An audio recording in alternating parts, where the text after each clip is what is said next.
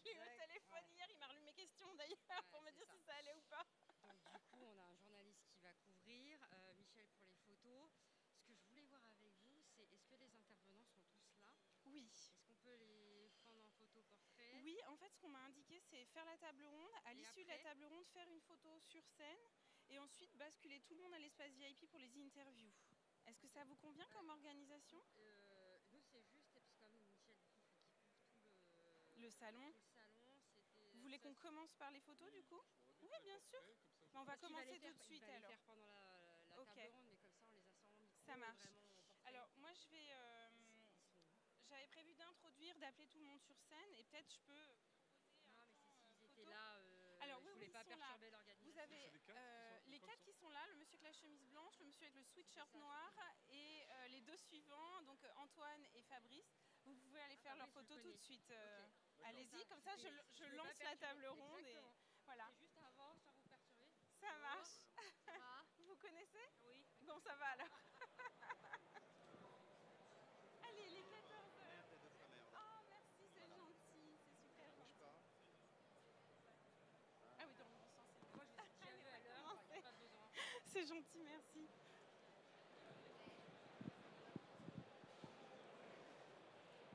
Bien, bonjour à tous. Merci d'être venus pour cette première masterclass ou table ronde. Nous allons parler aujourd'hui de digitalisation de l'offre touristique. Et ce qui est important de comprendre, c'est que désormais, on fait débuter le parcours client parfois des mois à l'avance. Et il y a tout un tas d'éléments qui rentrent dans ce parcours. Donc, de l'identification de la destination, notamment par de la vidéo, aux moyens de transport grâce au web vocal, à la réservation d'hébergement, la location de matériel de sport évidemment, via notamment des applications mobiles. De nombreux développements technologiques sont nécessaires pour permettre le meilleur parcours client. Alors pour parler de toutes les attentes de ces clients qui évoluent, j'ai le plaisir d'accueillir 4 invités. En premier lieu, Guillaume Delage de Upvisor. Vous pouvez les applaudir. Antoine Fayard de eLiberty. Fabrice Hurt de Mon Séjour en Montagne et Olivier Reynaud de Ave. Alors messieurs, merci beaucoup de nous avoir rejoints. Je vous laisse prendre place, prendre chacun un micro. Et du coup, ma première question, Fabrice, de monséjourenmontagne.com, elle est pour toi. Selon toi, quels sont les enjeux principaux de la digitalisation de l'offre touristique en montagne pour les visiteurs? Bonjour. Il marche? Vous m'entendez? Pardon, bonjour. Je ne vais pas parler assez fort, excusez-moi. Je crois que le premier point, c'est faciliter le parcours client. C'est le plus important. C'est donner la possibilité au client quand il est... Oula, on va attendre, non? On va attendre là, peut-être là. Elle a commencé, oui. Au cas où vous ne le sauriez pas, ça y est, c'est parti. Alors, tu disais le parcours client. Voilà, c'est le parcours client. C'est vrai qu'on se rend compte, nous, à travers Mon Séjour en Montagne, que tous les jours de l'année, le principal moment où les gens réservent leurs vacances, c'est à 21h le soir. Donc, c'est donner la possibilité à ces gens-là qui, la journée, n'ont pas le temps, on leur travaille des choses comme ça. Et puis, à 21h, les agences sont fermées, toutes les agences sont bookées. Donc, c'est vrai que ça permet à la maison, quand vous êtes rentré, tranquillement de regarder, de pouvoir voir ce que vous voulez faire, comment vous voulez le faire, et de réserver la totalité de votre parcours et totalité de votre séjour en une seule fois. C'est notre idée, en tout cas, c'est notre volonté à Mon Séjour en Montagne, donner la possibilité aux clients de faire son logement, son cours de ski, sa location de ski, ses diverses activités, pourquoi pas les restaurants, le parking, tout ça, le transport aussi, d'arriver à faire ça, et en fin de compte, il n'a plus rien à s'équiper, plus rien à réserver. Comme vous disiez tout à l'heure, c'est des fois 3-4 mois à l'avance, c'est tout prêt, c'est fait, et puis quand le 5 février il faut arriver, tout est dans le paquet déjà. Super, merci beaucoup. Antoine, de eLiberty, est-ce que pour les professionnels, les enjeux sont différents, et si oui, quels sont leurs enjeux principaux? Alors bonjour à tous. Pour les professionnels, forcément, ils sont un peu différents puisqu'ils sont placés de l'autre côté. Alors nous, on travaille principalement avec les exploitants de remontées mécaniques. La particularité, c'est que les domaines skiables, ils ont toujours eu la main en fait sur leur commercialisation depuis longtemps. On reste sur un secteur qui, par rapport à d'autres et toute proportion gardée, reste assez peu intermédiaire, avec des habitudes clients qui changent. Et finalement, l'enjeu, justement, aujourd'hui, nous, ce qu'on a constaté, c'est que c'est d'arriver pour un domaine skiable à s'adapter finalement. Alors ça fait le lien avec ce que disait Fabrice, mais à la demande de la clientèle. Et c'est ça, nous, qu'on a observé depuis 10 ans comme changement, finalement, c'est que, comme je le disais, les domaines skiables avaient la main sur leur commercialisation. Accessoirement, ils n'ont pas de concurrence sur leur station propre. Donc il n'y avait pas cette culture, finalement, de la notion à la fois de prix, de service, même client, on peut le dire, c'est pas un gros mot là-dessus. Et du coup, finalement, aujourd'hui, c'est la clientèle qui dicte un peu ces demandes, avec une volonté de plus faire la queue, d'avoir un parcours sans couture, enfin voilà, tout ce qu'on connaît un peu quand on travaille là-dessus. Donc c'est ça l'enjeu principal, à mon sens, aujourd'hui. Ça marche. Donc l'enjeu de fluidité, finalement, dès le départ. Ok. Alors tout à l'heure, je disais en introduction que le parcours client, il débute des fois des mois avant la visite. Et l'un des outils de séduction massive et majeure des visiteurs, c'est la vidéo. Olivier Reynaud, tu travailles pour Ave. Est-ce que tu peux nous parler de la solution que vous avez développée et en quoi finalement est-ce qu'elle arrive à décharger les community managers, les directeurs marketing et communication de tâches qui peuvent être extrêmement ingrates? Merci Armel. Bonjour tout le monde. Donc en effet, Ave, c'est une solution qu'on a inventée, c'est de l'intelligence artificielle appliquée à la vidéo avec beaucoup de créativité. En fait, en effet, comme disait Armel, c'est qu'aujourd'hui, la vidéo, elle est partout. Elle est sur Internet, elle est à la télévision, dans nos téléphones. Aujourd'hui, plus de 80% d'Internet est en vidéo. Donc on peut pas passer à côté. Que ce soit en amont d'arriver dans un resort ou dans un lieu touristique ou quand on est sur place. Cette vidéo est partout. Et en effet, pour une marque, une agence, un créatif, une start-up, avoir cette vidéo, l'adapter dans tous les différents types de formats, de contexte, téléphone, avec des multilangues, avoir des extraits, des clips, bref, tous ces formats, ça demande énormément de travail. C'est assez répétitif, ça demande de la créativité, mais c'est très long. C'est pas un boulot très plaisant toujours pour les créatifs de faire ces mises au format. Et donc en fait, avec Ave, on a développé une technologie qui automatise la post-production vidéo à grande échelle et de manière automatisée.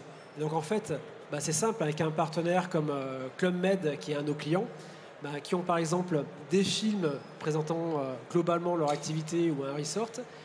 Ce film, ça permet à des personnes qui sont non expertes, par exemple des community managers, des responsables marketing qui ne maîtrisent pas les logiciels de montage vidéo, qui ne sont pas développeurs, de prendre ce fichier vidéo et d'en faire leur montage en quelques clics. Parce qu'en fait, l'IA les aide, les assiste, c'est un peu comme un super créatif très rapide et qui s'adapte aux besoins de l'humain. Et donc Ave assiste le non-expert pour en faire des montages plus courts, en faisant des découpages intelligents faits par l'IA, faisant des réductions de vidéos tout en gardant les moments clés, les moments où l'intensité émotionnelle est la plus importante, en faisant le montage audio également avec les voix, etc. Donc tout ça est pris en charge en quelques instants, en une poignée de minutes, alors que cette post-production, ça peut prendre des heures, voire plutôt des jours, voire des semaines.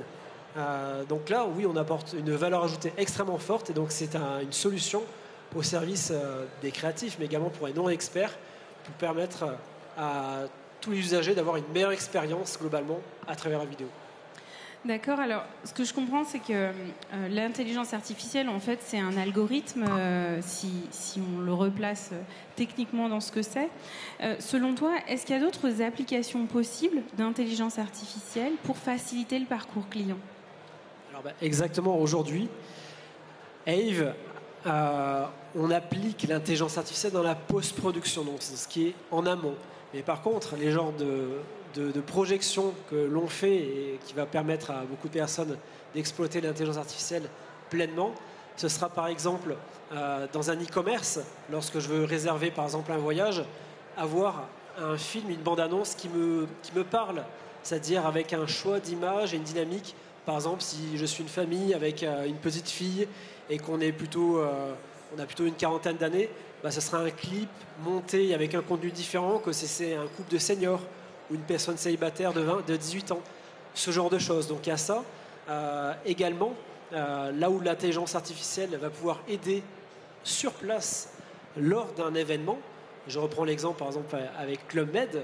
Au moment où j'arrive dans ma chambre d'hôtel, où là je vois un écran avec marqué « Il fait beau, il fait 25 degrés, bienvenue Olivier Reynaud », là je pourrais avoir par exemple un film personnalisé de 30 secondes ou 1 minute qui me permet en un coup d'œil, au moment où je rentre, je puisse comprendre ce qu'il y a comme service pour moi, des sorties en ski, un restaurant sympa, la bonne météo quand skier, et donc un film adapté à moi.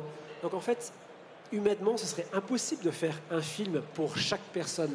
Bah là, grâce à la technologie, ça permet de donner plus d'élan, plus de puissance au film d'origine, fait par l'homme, parce qu'on aura toujours besoin du talent humain pour créer le film d'origine, cette pépite, qui après l'IA permet de l'étirer, de la rendre élastique dans sa durée, dans son format, afin de mieux l'exploiter. Donc voilà, en clair, la technologie d'intelligence artificielle appliquée à la créativité, ça permet de donner une créativité augmentée, ce pouvoir de créativité augmentée, de manière accessible à tout le monde. Mais tu nous fais rêver, là, ça existe déjà, c'est déjà opérationnel, ou c'est quelque chose qui va arriver dans 2 ou 3 ans? C'est quelque chose qui est opérationnel, donc il y a peu de communication qui est faite dessus encore, mais c'est un projet qui a plus de 3 ans de développement. Aujourd'hui, en privé, nous avons des marques comme Club Med, comme Monoprix, d'autres grandes enseignes et des startups qui utilisent nos technologies donc, et qui bénéficient chaque jour d'un gain de post-production extrêmement important. Donc, aujourd'hui, ça fonctionne et nous serons dans un lancement commercial officiel fin de cette année. Ok, merci pour ce partage d'innovation. Et c'est une première mondiale. Il n'y a aucun équivalent sur le marché en termes d'intelligence artificielle créative appliquée à la vidéo. Et c'est une première française en plus de ça. Et cocorico française, parce qu'en France, on a les meilleurs créatifs et les meilleurs ingénieurs. Et on a pu faire ça grâce à ce rassemblement en France. Merci beaucoup. Merci. Antoine, quelles sont, selon toi, les principales difficultés à dépasser lorsqu'on travaille sur un projet digital? Est-ce qu'il y a des erreurs à éviter? En fait, ça fait un peu le lien avec les enjeux qu'on voyait tout à l'heure. Aujourd'hui, si on parle principalement du ski, qui sont les skieurs? Toutes les analyses le montrent. On sait que c'est des CSP+, urbanisés, connectés, digitalisés. Donc elles ont des habitudes dans leur quotidien qu'elles ne retrouvent pas forcément tout le temps quand elles arrivent en station. Donc ça, c'est un vrai enjeu, en fait, finalement, c'est de répondre à ces besoins-là, aux mêmes besoins, sur des produits qui sont assez spécifiques, avec des budgets qui ne sont pas forcément toujours alloués là-dessus. Le digital a longtemps été considéré comme un outil de com au niveau des stations au sens large et pas forcément comme un outil de commercialisation justement. Donc il y a vraiment ce besoin-là. Après, les autres difficultés, les enjeux, c'est par rapport aux équipes tout simplement. Ça veut dire que finalement, il y a une évolution des métiers qui se fait. Alors c'est commun dans la plupart des secteurs d'activité de vente. La digitalisation, c'est pas le ski qui l'a inventé. Mais concrètement, ça a des effets sur les métiers d'hôtesse de caisse, de caissier, qui de plus en plus se transforment soit en assistants de la vente en ligne avec des hotlines, des systèmes de chat, enfin voilà, pareil, des choses qui ne sont pas forcément nouvelles, mais dans lesquelles il faut former les équipes là-dessus. Accessoirement, il y a aussi le côté budget, je reviens dessus, parce qu'aujourd'hui, on sait que c'est quelque chose qui est important. Quand on sait que, allez, je vais donner une très grosse fourchette, mais là, aujourd'hui, il y a 30 à 40% finalement des ventes qui sont aujourd'hui des ventes en ligne. Ça veut dire que c'est quasiment la moitié, si on arrondit largement. Derrière, quand on voit ce qui est alloué à ces outils-là aujourd'hui par les exploitants, nous qui sommes prestataires derrière, on sait qu'on est sur des dynamiques finalement qui restent assez limitées. On le voit, nous, très, très concrètement, aujourd'hui, on a la vente de forfaits de ski, ça s'apparente plus à de la vente événementielle. C'est-à-dire que tous ceux qui sont là et qui travaillent en station, vous le savez, le week-end, c'est là où il y a des pics. Cette année, on les a encore plus vécus. Aujourd'hui, nous, sur nos solutions, on a des pics qui sont à plus de 1000 commandes à la minute. Sur les gros samedis, les gros dimanches, avec des journées à plus de 30 000 commandes. Ça veut dire que derrière, en termes d'infrastructure, c'est pas des baguettes magiques. Il y a forcément des gens qui travaillent, il y a des serveurs à louer, à acheter, qu'il faut réserver, sur lesquels il faut du coup anticiper, et puis accessoirement qu'il faut payer aussi. Donc ça, c'est aussi un enjeu, de se dire que finalement, il faut positionner sa vente en ligne au niveau de ce qu'on veut qu'elle puisse faire. Et ça, c'est des choses qui évoluent, qui sont... mais le monde du ski... moi, ça fait plus de 15 ans que je travaille et plus directement 10 ans pour les exploitants à ce niveau-là. On est passé d'un discours que je disais tout à l'heure, voilà, entre le fait que j'ai le monopole sur ma station, le client, de toute façon, s'il veut acheter un forfait chez moi, d'une manière ou d'une autre, il va me l'acheter. Donc ça veut dire que finalement, je dois investir sur une notion de service, pas sur une notion de conquête de clients. Et ça, c'est quelque chose qui est assez long, finalement, à mettre en place. Mais encore une fois, c'est ce que je disais tout à l'heure, c'est que c'est la clientèle directement qui fait bouger les lignes là-dessus, parce qu'il y a ce besoin aujourd'hui que ça aille vite, que ça reste simple, parce que ça répond. Après, c'est très variable aussi selon les types de stations. Entre une station de proximité qui va s'adresser à une clientèle locale, qui aura soit son forfait saison, soit qui va acheter tous les week-ends son forfait journée, et puis une station plus dite de séjour, qui elle va être intermédiaire. Et là, c'est pareil, c'est aussi quelque chose, nous, qu'on a beaucoup vu évoluer. L'intermédiation, elle est clairement en baisse. Alors, ça va dans le sens des exploitants, c'est des intermédiations égale plus de marge, forcément. Mais ça veut aussi dire que dans le parcours client, là, on retombe un peu sur ce qu'on dit depuis le début, la notion de parcours, elle est centrale. Comment le client, que je ne vais pas rencontrer physiquement, je vais éviter de le renvoyer aux caisses pour qu'il refasse une énième fois la queue avec un bout de papier. En 2022, le skieur, il ne peut plus accepter ça, en fait, finalement. Donc, aujourd'hui, il y a des solutions techno pour ça. Nous, on en propose chez Liberty. On est plein à en proposer. Il y en a plein de salons. Sauf que derrière, bien souvent, on est confronté à la réalité du tarif qui va derrière. Alors, je vais te titiller un peu, forcément. Est-ce que tu as des exemples de gros fails et comment vous avez fait, de gros échecs, pardon, et comment vous avez fait pour les dépasser ? Ouais, clairement, les échecs qui peuvent qui nous concernent directement, ce sont justement des échecs liés à des énormes pics qui peuvent être mal anticipés, mal connus. Donc voilà, nous on en a rencontré et en fait nous ça nous fait progresser là-dessus. On échange justement avec nos clients de manière le plus transparente possible. Alors c'est agréable pour personne, c'est des journées noires quand ça arrive. C'est d'ailleurs entre parenthèses là où on se rend compte de l'impact qu'a la vente en ligne. On a des directeurs de stations qui nous ont dit qu'un des effets de 2 heures de coupure de service, c'est des embouteillages dans la station parce que tous les concierges d'hôtel descendent ou remontent pour aller chercher des forfaits qu'ils ne peuvent pas commander en ligne. Ça, c'est des réalités en fait aujourd'hui. Donc ça va plus loin que simplement ça. Alors pour répondre à ta question de comment anticiper ça, aujourd'hui nous on essaye d'être de plus en plus dans des relations partenariales pour échanger en amont. Comme je disais tout à l'heure, nous aujourd'hui on a constitué un data lab, on a des data scientists, des data analysts, on a des gens qui sont capables d'analyser ça. Il faut qu'on ait les éléments, il faut qu'on ait la matière pour ça. Donc aujourd'hui, on est capable d'anticiper des pics de fréquentation si on nous les donne à l'avance. On a des équipes techniques, des DevOps qui travaillent en partenariat avec AWS, parce que nous, toutes nos solutions sont hébergées sur Amazon. Ce qu'il ne faut pas croire, c'est que le fait d'être hébergé sur le cloud, il y a 2 légendes que je tiens à casser un petit peu. C'est qu'un, c'est pas cher, c'est pas vrai. C'est pas cher quand on est individuel et qu'on veut héberger ses photos. Quand on est professionnel et qu'on veut stocker ses datas, c'est tout sauf pas cher. Et la deuxième, c'est que ça fonctionne tout seul. C'est-à-dire que oui, il y a des systèmes qui sont scalable, qui peuvent augmenter automatiquement. Mais la particularité du ski, c'est ce que j'évoquais tout à l'heure, c'est tellement rapide, les pics qu'on observe, ils montent tellement vite, c'est impossible que les machines se reconstruisent automatiquement. Donc on doit l'anticiper et on doit préallouer ça.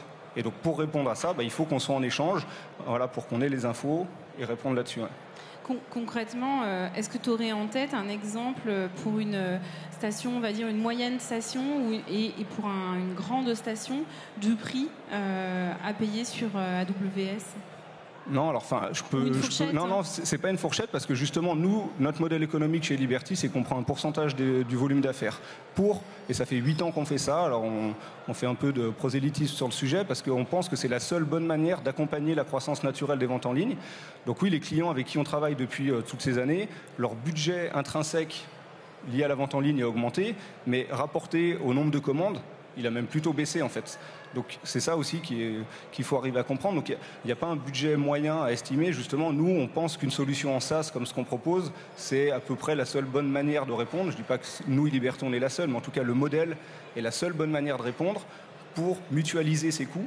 Parce que clairement, si une station doit supporter, quelle que soit sa taille, à elle seule, ses coûts d'hébergement, elle ne pourrait pas en fait. Vraiment, on serait hors budget. Ça marche. Et alors, du coup, tu parlais de l'anticipation comme l'une des bonnes pratiques à adopter. Vu que je t'ai posé la question des erreurs à éviter, je me sens obligée de te poser la question d'autres bonnes pratiques à adopter. Qu'est-ce que tu pourrais partager avec le public ? Moi, j'ai juste 2-3 exemples comme ça, parmi plein, mais j'ai évoqué tout à l'heure le fait des stations intermédiaires. On travaille depuis des années avec la S3V à Courchevel, qui est une station qui, historiquement, est assez intermédiaire, avec beaucoup de tour opérateurs. Donc, l'outil qu'ils utilisaient le plus chez nous depuis des années, c'était l'outil Pro, qui est pour le B2B. Finalement, alors, effet Covid, effet une année blanche, bref, toute proportion gardée. Mais aujourd'hui, ils sont à plus 80% en vente en direct sur les outils de vente en ligne, parce qu'ils ont à la fois fait un travail au niveau de leurs équipes pour accepter cette digitalisation et le fait que plus de personnes achètent en ligne. Ils ont investi dans des bornes, et les bornes, elles servent à deux choses. Elles servent à retirer des commandes en ligne pour des clients pros comme des clients individuels, et elles servent aussi à acheter, en sachant que nous, on passe 400 millions d'euros de forfaits par an, donc on a une échelle assez représentative. Il y a 79% de ces forfaits qui s'achètent le jour même. Et la moyenne, c'est 1 jour et 7 heures. Donc vraiment le délai entre le jour d'achat et le retrait. Donc ça implique des changements. Donc l'exemple de Courchevel est assez bon là-dessus. Après, on a des exemples aussi du côté des Pyrénées, chez NP pour le Pic du Midi et de Chamonix pour l'Aiguille du Midi, où tout le travail sur la vente en ligne permet de lisser les flux clients sur des gros porteurs, comme j'ai cité, sur les gros téléphériques, où il y a des files d'attente importantes, des réservations. Et là, dans une vraie logique d'omnicanal, où on partage les slots, les allotements de stock, et ben ça permet justement pour le client de savoir qu'il doit se présenter à 9h20 et pas d'arriver à 9h10 et d'attendre 1 heure qu'il y ait une place dans une benne. Donc ça, c'est des outils liés à la digitalisation qui sont facilement maîtrisables, mais après, voilà, qu'il faut mettre en place avec tous les acteurs de la chaîne. Merci. Fabrice, tout à l'heure, quand tu as présenté mon séjour en montagne, j'ai pas rebondi, mais j'avoue quand même qu'il y a une question qui est un peu légitime quelque part. C'est pourquoi un syndicat comme celui des moniteurs de ski a fait le choix de se lancer dans le développement d'une plateforme de réservation ? Parce que personne d'autre l'a fait avant. Et oui, et voilà. est-ce que tu sais pourquoi personne s'était lancé dans cet outil qui semble évident quand on y pense ? Je crois que c'est une réflexion qui a été faite à l'époque, suite à la vente en ligne qui a été lancée au début des années 2000 par le syndicat, et la montée en puissance vers les années 2005, 2010, 2015 des OTA, voilà, ou des GAFA comme on dit, plutôt que de venir voir un Américain qui vient s'installer sur nos marchés et faire de l'argent sur le dos de nos commerçants, voilà, d'utiliser notre data aussi. On s'est dit, on n'est pas plus bête que les autres et on peut le faire. Donc c'est parti un peu de ça. Donc ça a été une volonté à l'époque du président Chabert qui a été pérennisée par le président Brèche, voilà, de dire offrons une plateforme simple d'utilisation, fédératrice, éthique, voilà, à l'ensemble des marchands des stations pour pouvoir se digitaliser, et d'offrir un vrai service à destination de notre clientèle. Donc aujourd'hui, ça marche pas mal, on va dire, puisqu'on est passé en 2017-2018, avec 2 ans de Covid au milieu, on a doublé nos chiffres d'affaires. On finit cette année à 140 millions. Donc je pense que le résultat fait qu'on a vraiment offert une solution aux clients qui correspondait aux attentes et qui était attendue. Voilà, donc c'est cette volonté-là. On l'a développée. On est une filiale à 100% syndicat des moniteurs. On est implanté aussi sur tous les territoires, ce qui permet de la proposer à tout le monde avec des taux qui sont quasiment imbattables, parce que tout à l'heure, j'ai un peu le même modèle qu'on a avec Iliberty, c'est qu'on est sur les commissions. Le plus haut taux chez nous, c'est 3,5%. Voilà. Donc je ne crois pas qu'il y ait aujourd'hui un GAFA ou une OTA qui soit moins cher que nous. Donc c'est vraiment offrir un service pour les territoires et donner une offre de commercialisation et de digitalisation. Si je reviens, alors je sais que tu es arrivé il n'y a pas très très longtemps à ton poste, mais si je reviens sur le développement de la plateforme, qu'est-ce que vous retenez au sein du syndicat de cette expérience de développement ? Ce que je disais, c'est que les chiffres parlent par eux-mêmes. Aujourd'hui, ça représente un potentiel important pour tous les acteurs de la montagne. Donc, on se rend compte que, je disais en première intervention, que les gens l'utilisent beaucoup aux alentours de 21h.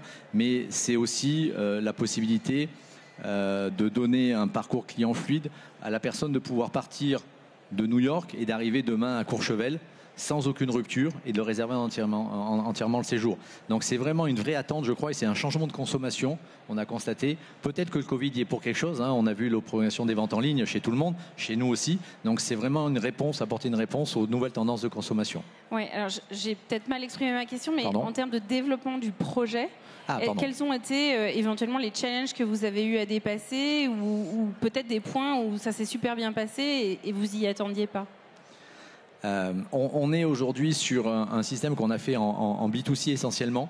Voilà, donc on va maintenant le développer sur du B2B aussi. C'était de monter step by step, d'arriver à monter un vrai produit qui fonctionne parfaitement sur tous les niveaux qu'on veut avoir. Voilà, on va passer à d'autres étapes, notamment on parlait tout à l'heure de la digitalisation avec la vidéo. Donc on voudrait faire des versions immersives aussi pour que les gens puissent aller réserver et vivre leur expérience avant, quand ils sont chez eux, donc d'aller faire dans le magasin de ski, dans l'hébergement, quand ils sont dans l'hébergement, pouvoir réserver son hébergement, des choses comme ça, faire voir le jardin d'enfants, faire voir la garderie, pour que les parents soient rassurés aussi, d'apporter une certaine sécurisation et une confiance. Donc c'est tous les projets qu'on a aujourd'hui. Après on a connu des écueils bien évidemment, parce que ça se fait pas en une seule fois, mais en allant comme ça effectivement étape par étape, on travaille beaucoup avec nos clients aujourd'hui. Pour vous donner, on a une vingtaine de stations en marque blanche chez nous. Parce qu'on a 3 modèles. On a un modèle qui est le monséjourmontagne.com, qui est le site vitrine, mais sur lequel effectivement on s'en sert comme une image et c'est pas là où on fait le plus de ventes. Par contre, on a les ventes en ligne sur les marques blanches, où là ça fonctionne très très bien. Où on a un autre système de widget qui permet à l'ensemble des acteurs de la station de se connecter entre eux et de faire du business entre eux. C'est-à-dire que le loueur de ski peut vendre l'école de ski l'hébergeur et vice versa. Donc c'est un modèle vertueux de renvoi de clients et d'aide entre les uns et les autres. Donc c'est ce cas. Et on travaille avec nos partenaires et nos clients pour s'adapter aux demandes qu'ils ont et aux besoins. On le fait avec Iliberti, d'ailleurs on le fait avec Antoine, puisqu'on a développé pour un de nos clients, la Belle Montagne, des solutions cette année que pour lui qui nous a demandé, voilà, parce qu'il avait besoin de ces éléments-là, voilà, et on fait évoluer notre produit au fur et à mesure, et systématiquement qu'une nouveauté est dedans, elle est répercutée à l'ensemble de nos clients et tout le monde peut en bénéficier. Alors, tu disais qu'il y avait du business possible entre les acteurs d'une même destination. Comment techniquement vous faites pour faire la mise en relation et faire en sorte de rapprocher ces gens-là pour qu'ils se parlent? Parce qu'on pourrait penser que naturellement ils le feraient, mais c'est manifestement pas le cas. Alors, quand on est sur le système client de business entre gens de la station, c'est souvent sous l'impact du directeur de l'ESF qui veut travailler avec un hôtelier, qui veut travailler avec un loueur de ski, qui veut travailler avec un prestataire d'activité, spa, location de traîneaux ou de VTT. Et on vient les rajouter sur la plateforme et leur proposer un widget à mettre sur leur site internet qui leur permet, dans ce cadre-là, d'aller réserver toutes les autres activités de la station ou prestations qui ont aussi ce widget. Voilà. Donc le client, quand il réserve par exemple son hébergement, l'hôtel, je ne sais pas quel hôtel, l'hôtel A à la station. Tartampion dans la station XYZ. Voilà, tout à fait. Je ne vais pas faire de publicité. Donc une fois qu'il a acheté son hébergement, on lui dit est-ce que tu veux pas réserver aussi ton cours de ski? Si tu veux ton cours de ski, tu le fais. Est-ce que tu veux pas réserver aussi ta location de ski? Tu y as pensé? Voilà. Et on a même sur des systèmes un peu poussés de CRM qui des fois, un mois avant le séjour, s'il n'a pas pris son cours de ski, on lui dit tu as réservé ton hébergement, pense à ton cours de ski parce que tes enfants ils vont peut-être pas avoir de place, ou pense à tes locations de ski, comme ça tu seras tranquille quand tu arrives. Donc tout ce système-là, avec la data qu'on arrive à collecter, on le rend de plus en plus intelligent et surtout de plus en plus au service du client final. Donc on est sur un système de push principalement en fait. Tout à fait, sur la CRM, oui, tout à fait. Voilà. Mais après, c'est aussi cette notion de widget qui permet à l'ensemble des acteurs de se renvoyer les clients et de s'échanger les clients dans un cercle, on va dire, vertueux, où tout le monde donne du business à tout le monde. D'accord. Donc ça, c'est quand on est en amont du parcours client. Guillaume Delage de Upvisor, avec ton équipe, vous avez développé une solution qui est particulièrement efficace une fois que le visiteur est sur place. Est-ce que tu peux nous en parler ? Et un peu en avance bonjour aussi. Bonjour tout le monde. Oui, un petit peu avant aussi, parce que comme ça, pour le processus de réservation, on arrive à voir où on se situe dans la station. En fait, c'était dans le cadre de la refonte du site de la Rosière, où on a voulu développer une interface qui pouvait regrouper tous les flux, tout le contenu de la station. Parce qu'il y en a beaucoup, et les flux de toutes les informations sur les commerçants, les sociopros, les emplacements, les services, les activités. Donc réussir à tout ramener sur cette interface-là et comment dire. Et donc du coup, cette interface c'est proposer un autre niveau de lecture en fait. On a le site qui héberge cette interface et on a cette interface qui permet d'être plus ludique, plus confortable, beaucoup plus rapide, quasiment instantanément, et grâce à l'animation en fait qui est présente dans le GreenCat. Alors, est-ce que tu peux, sans révéler évidemment de secret de fabrication, mais peut-être expliquer un peu plus comment ça fonctionne? Parce que moi, j'ai eu l'occasion d'aller à la Rosière pour CM at the Top il y a 3 semaines maintenant, et je me suis servi du GreenCat, je cherchais le cinéma en l'occurrence, que j'ai trouvé bien plus vite que si j'avais utilisé mon GPS. En l'occurrence, j'ai utilisé les deux et j'ai bien vu que le GreenCat était autrement plus efficace. Comment ça fonctionne? C'est des systèmes de filtres? Enfin, qu'est-ce qui se cache derrière tout ça? En fait, c'est toujours. Alors, il y a plusieurs fonctions sur le GreenCat et on a une fonction de navigation, donc qui fonctionne à la base comme un système de navigation classique, genre Google Maps pour citer que. Sauf que là, par exemple, pour les piétons, Ça fonctionne mieux que Google Maps, en l'occurrence. Ça fonctionne mieux que Google Maps, et je vais expliquer pourquoi. Parce que justement, on peut générer des parcours qui vont être stratégiques commercialement, c'est-à-dire qu'au lieu d'aller au plus vite d'un point A à un point B, on va faire passer par les différentes enseignes de la station, les différentes boutiques, et ainsi de suite. Et puis aussi par les endroits les plus sympathiques de la station, comme ça tout le monde y gagne, on voit les plus beaux endroits de la station et en plus on peut consommer tranquillement, quoi. Merci. Et pour toi, en quoi est-ce que ça permet d'optimiser les déplacements des visiteurs sur place ? Tu as parlé des effets commerciaux qui sont intéressants ou éventuellement choisis en fonction des plus beaux points de vue. Est-ce qu'il y a d'autres façons d'optimiser ces déplacements ? Oui. Justement, le GreenCat, ça a été l'un des plus gros enjeux. En fait, la plus grosse question, c'était faire la promotion des transports en commun, des navettes gratuites, pour inciter plus les gens à utiliser ces bus et du coup désengorger un peu les stations des voitures. Et pour cela, on a mis en place donc ce qu'on appelle un SAVE, c'est un système d'aide à l'utilisation des transports. Qui fonctionne avec un système de flux. J'ai un peu perdu le fil, excuse-moi. Tu as mis en place un système de save. Oui. Et donc, du coup, on s'est inspiré en fait de Uber. Où, quand on utilise Uber, on arrive à voir les voitures qui viennent nous chercher. Et donc, ça nous permet de sortir de chez soi au dernier moment. Et puis, il y a un côté rassurant parce qu'il arrive. Et donc, on a voulu mettre cette même application sur les navettes. Et d'un autre côté, on s'est aussi inspiré de TCL à Lyon pour les métros et les bus, pour avoir justement ce système dans combien de temps arrive le bus et ainsi de suite. Et ce que j'ai pas dit au début, ce qui est important, c'est que dans cette web application, on est vraiment sur une démarche de gamification. Alors c'est un mot en tendance.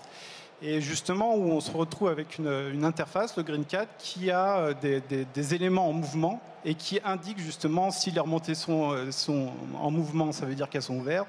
Si on voit les bus naviguer dans la station, on peut consulter les horaires et ainsi de suite. Donc on est assez fiers du résultat. Et ça fonctionne très très bien. Oui, ça fait un résultat qui est extrêmement vivant et en termes d'interprétation de la carte, qui est aussi plus proche de la réalité plutôt qu'une simple photo ou un dessin sur lequel ensuite Google va construire un trajet qui va être optimisé selon différents critères. C'est ça. On s'est inspiré de... Certains doivent connaître Age of Empires peut-être. C'est un jeu, ce qu'on appelle RTS. Donc c'est un jeu très très connu et justement c'est ce qu'on aimait, c'était ce design déjà qui s'appelle isométrique, langage de graphiste, et donc avoir vraiment cette vision globale de la station assez esthétique et en plus vraiment avoir ce côté un peu jeu vidéo, quoi. Alors, à l'instant, tu parlais de gamification comme une tendance forte. Du coup, j'ai envie de m'adresser à vous tous. Quelles sont selon vous les grandes tendances en marketing digital dans les 3 à 5 prochaines années, on va dire, sur lesquelles potentiellement les gens qui sont dans la salle devraient investir ou en tout cas, à minima, être extrêmement vigilants? Vas-y, Antoine. Moi, il y a quelque chose... il y a un élément de toute façon qui est assez central, qui est un peu prégnant dans tout ce qu'on dit là, c'est qu'aujourd'hui la difficulté quand on est une station, c'est que finalement on n'est pas un élément.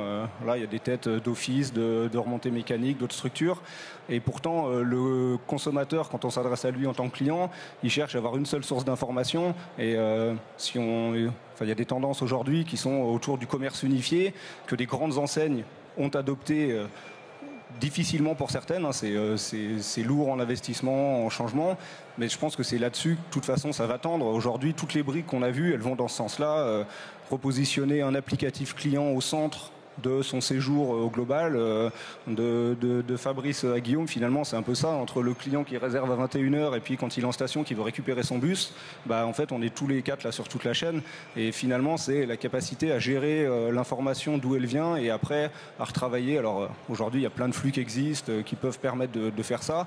Qui est le chef d'orchestre de ça, qui intègre qui, voilà, on baigne un peu là-dedans au quotidien, mais À mon sens, c'est ça un des enjeux aujourd'hui pour l'avenir, d'arriver à recréer des liens entre ces flux-là pour faciliter le parcours client, qu'il est un compte unique, qui se connecte une fois et il va chercher ses différentes sources de données là-dessus. Olivier ? Une des tendances qui se développe là maintenant et de plus en plus demain, c'est une expérience ultra personnalisée pour chacun. On voit ça avec la réservation de billets en ligne pour que ce soit le plus facilité possible. On voit l'expérience qu'on a dans les stations. On le voit également d'un point de vue vidéo. Donc avoir des vidéos qui correspondent à chacun de nos usages. Si je suis dans mon téléphone, en fonction de l'heure qu'il est, en fonction de la météo, voir une vidéo différente, plus courte ou avec un sujet mis en avant plutôt qu'un autre, c'est quelque chose qui va me parler plus qu'autre chose. Sauf que ça voudrait dire mettre un créatif derrière chaque téléphone, derrière chaque personne. Ben là, c'est impossible. Donc l'expérience personnalisée se fait par les data scientists, par l'intelligence artificielle, mais également par toute cette data récoltée depuis des décennies et aujourd'hui de plus en plus. Donc chaque entreprise, chaque professionnel aujourd'hui, on parle de la digitalisation. Aujourd'hui, tout le monde est digitalisé. Le Covid a été un grand accélérateur pour la digitalisation. Donc aujourd'hui, la data est partout et aujourd'hui, on arrive à faire encore plus. Donc l'expérience ultra personnalisée, et notamment dans la vidéo, c'est vraiment quelque chose qui va être omniprésent. Oui, c'est marrant ce que tu dis sur l'accélération, l'effet de booster de la Covid, de la crise de la Covid. On considère que les 3 mois de confinement, enfin un tout petit peu moins de 3 mois de confinement, ont permis de gagner 5 ans de maturité digitale dans les usages de nos consommateurs. Donc c'est absolument considérable. Fabrice, quelle serait ta tendance un peu forte sur laquelle veiller pour les 3 à 5 prochaines années ? Je crois que j'ai fait une redite par rapport à ce qui a été dit avant sur les deux intervenants. C'est vraiment d'offrir en un seul point, en un seul lieu, la totalité de l'offre que peut avoir le client. Et je crois que l'expérience personnalisée, la data, c'est un élément important. Et c'est pour ça que nous, on est allé là-dedans pour que nos clients marchands maîtrisent leur data et qu'elles ne partent pas dans des hubs aux États-Unis ou des choses comme ça utilisées.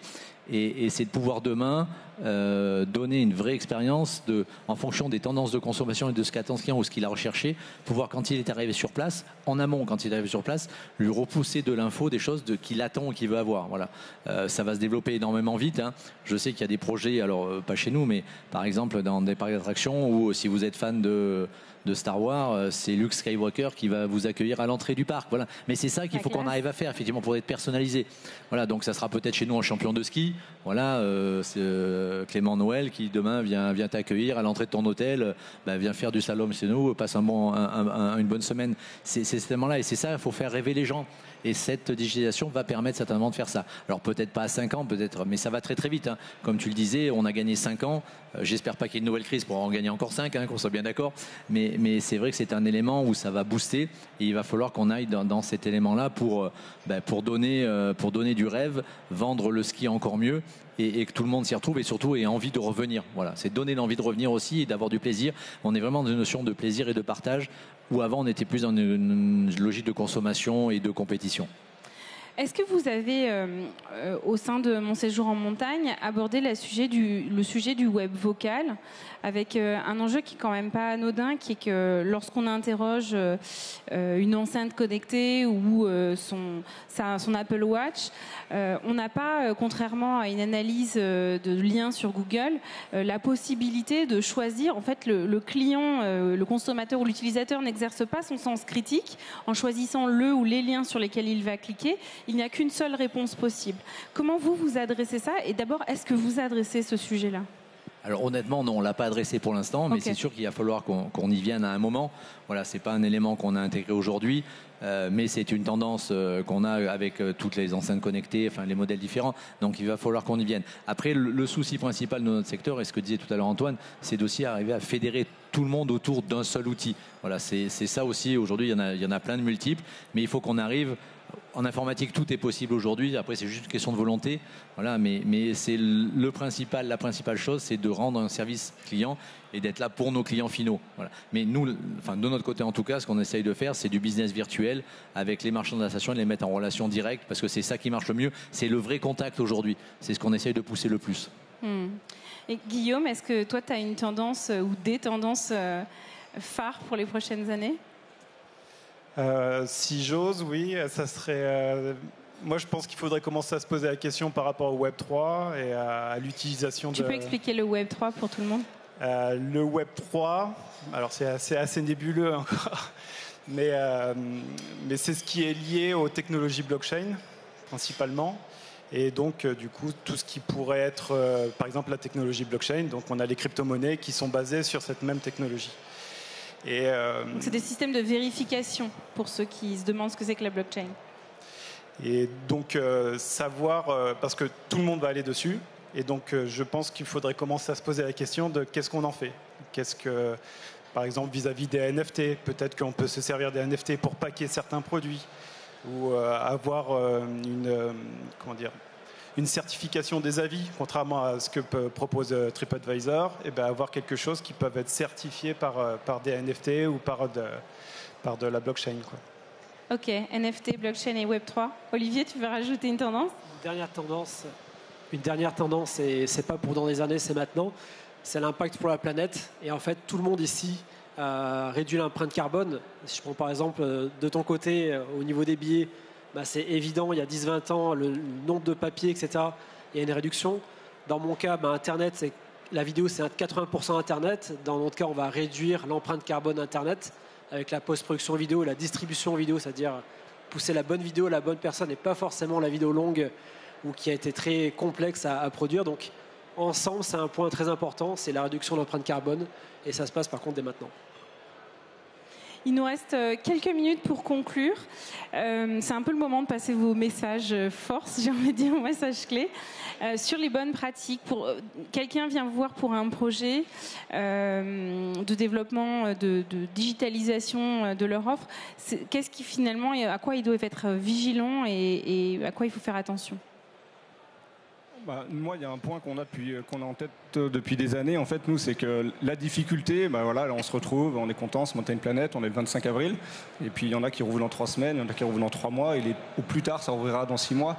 Et en fait, cette saisonnalité et surtout cette intersaison, c'est complètement incompatible avec les temps de développement web, informatique, enfin bref, avec les temps de développement. Et pourtant, on a des demandes qui sont permanentes là-dessus. Et donc, finalement, nous, on aimerait arriver à travailler c'est non pas dans l'anticipation pour être dans du confort, en fait, c'est juste être dans de l'anticipation pour que le projet de développement soit mené comme il se doit dans n'importe quel autre type de projet, finalement.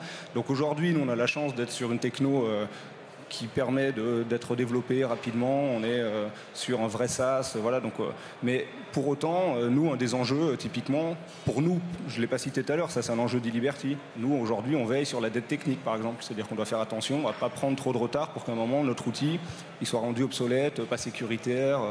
Donc, en fait, aujourd'hui, la notion première sur le projet, là où je veux en venir, c'est le temps, finalement. C'est qu'il y a une réalité de temps qui est celle des exploitants, des touristes, des clients, et puis il y a une réalité aussi au niveau des outils. Donc, on a plein de bonnes idées, comme disait Fabrice, en informatique, tout est possible.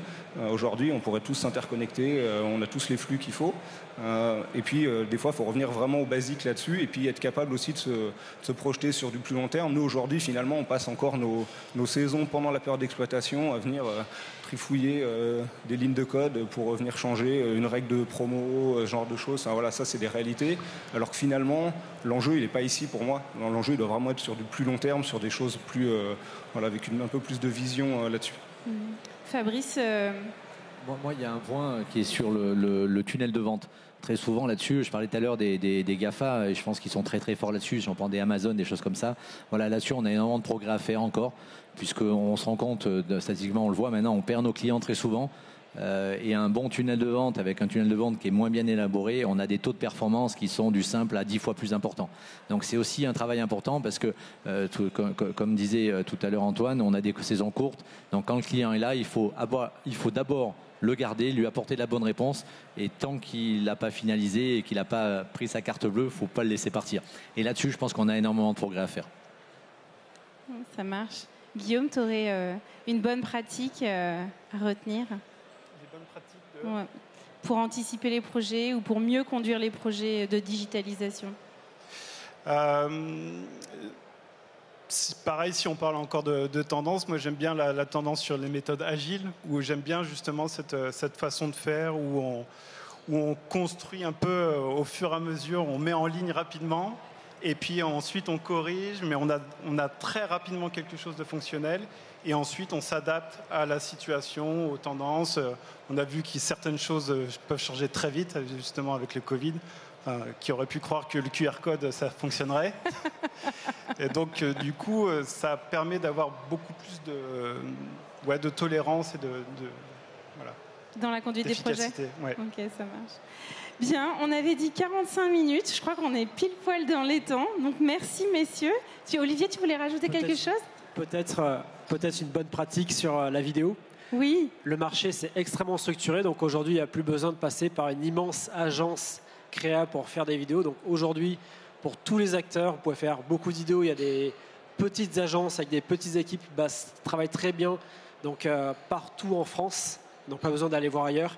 Donc pour des budgets très serrés, pour avoir des vidéos faites par des freelances, par des agences, par des marketplaces. Il existe beaucoup de solutions. Et après, bien sûr, pour étendre de manière plus large, là, c'est l'intelligence artificielle. Et là, c'est avec AIVE. Merci beaucoup. Merci. Je crois qu'on doit faire une photo à l'issue de cette table ronde. Donc, je ne sais pas où sont... Ah, Hervé, tu es juste là, super. Et après, messieurs, il faudra qu'on passe dans l'espèce de structure pour des interviews. Merci beaucoup, Fabrice Hurt, Olivier Reynaud, Antoine Fayard et Guillaume Delage pour votre participation. Et pour ceux qui souhaitent assister à la table ronde suivante, elle sera sur l'hôtellerie haut de gamme et luxe, sur les tendances du futur et évidemment les bonnes pratiques. À très vite dans 15 minutes.